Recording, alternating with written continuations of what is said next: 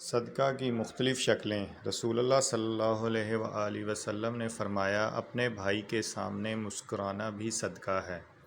تمہارا بھلائی کا حکم دینا اور برائی سے روکنا بھی صدقہ ہے۔ بھٹک جانے والے کو راستہ دکھانا بھی صدقہ ہے۔ پتھر، کانٹا اور ہڈی راستے سے ہٹا دینا بھی صدقہ ہے۔ اپنے ڈول سے اپنے بھائی کے ڈول میں پانی ڈال دینا بھی صدقہ ہے، اور اپنے اہل و عیال پر خرچ کرنا بھی صدقہ ہے۔